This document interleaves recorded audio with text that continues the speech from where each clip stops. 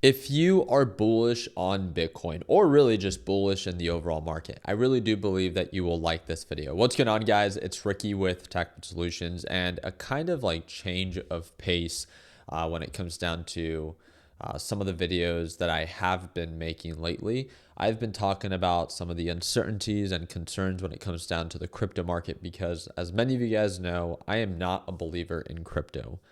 But there are some opportunities that are presenting themselves that if you are a believer in crypto or if you're bullish in the market recovering back to previous highs, then there are some very clear opportunities that I would like to talk about because it wouldn't be fair to only talk about, oh, markets have to sell off because maybe that's what I believe, but that's not what has to happen. And I respect that and I'm aware of that. So again, I really hope that you do like this video. You guys let me know down in the comment section. I'm going to be talking about 3 different stocks, really 2 stocks, 1 ETF, and it has to do more with the crypto space. But let me make this very clear. I'm not a believer in crypto, and it's just not a market that I care to partake in.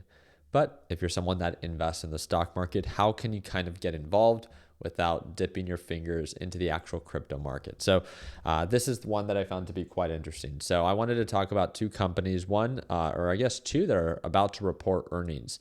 We have Robinhood that's set to report earnings tomorrow. The reason I wanted to talk about it is because it was at highs of 153.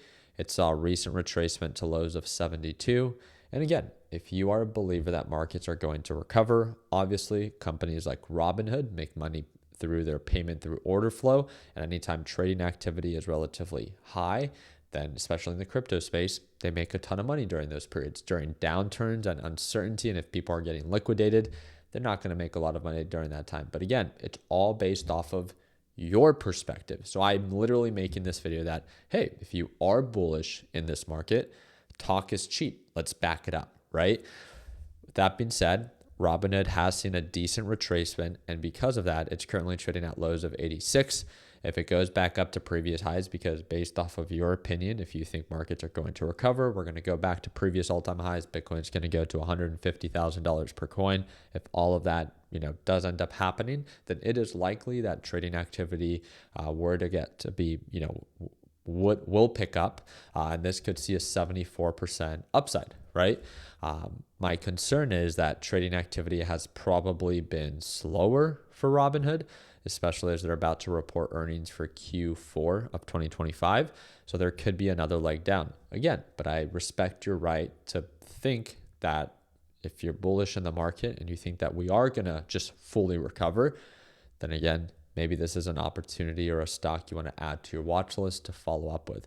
One that got hit a little bit harder that obviously is more focused in crypto is Coinbase. It's been getting a ton of backlash because of its recent Super Bowl commercial. Some people are saying that this is the end of crypto. Now everyone's simply turning against it. But technically speaking, it's approaching a very common support range. It tested its support range during the trade war back in 2025. And then it also tested it kind of like mid to late 2024. So I thought it was quite interesting. Again, if you're bullish in crypto and you're so certain that they're going to recover, talk is cheap, put your money where your mouth is, right? From current lows of 166, if it does end up going back to previous highs, which again, if trading activity picks up, if Bitcoin goes to $150,000 per coin, what are some of the companies that would be most likely to benefit from that and the trading activity and the fees that they charge? Companies like Coinbase. Remember, talk is cheap, right? So if you are bullish and the market's recovering, maybe this can be an outlet that you can watch and maybe buy and go long on because you're so bullish and the market's recovering. 163%. And again, when I look at the numbers, it's like, hey, it is attractive. I respect the idea behind it, the setup. It's all based off of your perspective. If you really do believe that there is not going to be a downturn first and that you believe that markets are only going to recover, then again, here's a potential opportunity. And the one ETF that I've heard is the most popular when it comes down to kind of Bitcoin is the Bitcoin IBIT ETF. And it's, to my understanding, a spot ETF. It's a 1-for-1. I did calculate it just to see exactly, if it's down 1-for-1. And yeah, Bitcoin is down 44%.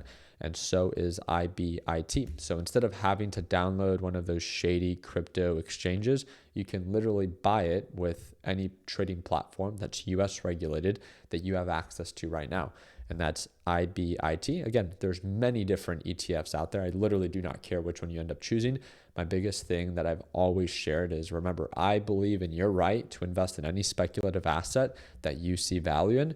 Just please don't use leverage. The thing that I like about this is that there is no leverage. It's a 1-for-1. So if Bitcoin drops 50% from the current levels it's at, this will drop 50%. If Bitcoin goes to all-time highs and hits it to 150, right? I think from current levels, it offers like a 70% ROI. Let me double check, 78%. I think that's the recovery potential that Bitcoin offers as well. This thing would offer you that same type of exposure. Again, no need to overcomplicate it, right? Talk is cheap. Feel free to back it up without having to like overcomplicate it, but at least do it in a calculated way. Watch your position size and don't use leverage. Very simple steps that we can all take, right? The part that I found to be pretty interesting is I shared this earlier today on my Instagram, and it says Bitcoin has the perfect setup that it's mirroring from 2017 to 2021, where it could crash to $35,000. We could see in previous crashes, it dropped 77% and 84%. I've talked about this in the past before, where we're currently from where we're at, if we were to see a 72% drawdown or 70, that would put us roughly right around 30 to 40K per Bitcoin. So that's why I'm saying that, hey, just be careful, right? If we do experience another downturn, no one can predict the future. So I'm not here to say that it has to. That would be very naive, right? But just be aware that based off of previous patterns, as patterns tend to repeat themselves, but they don't always have to, Bitcoin tends to crash 70% in every bear market. So anytime that it pumps and when the bear market is finally over, it tends to crash at least 70%. If that were to be the case from current highs of 126, that means that we can go for at least 70%, right around $37,000 per Bitcoin. So from current levels of $70,000 per Bitcoin, that means that we could experience possibly another 50% retracement. But again, that is the bear case. This video is more for the bulls.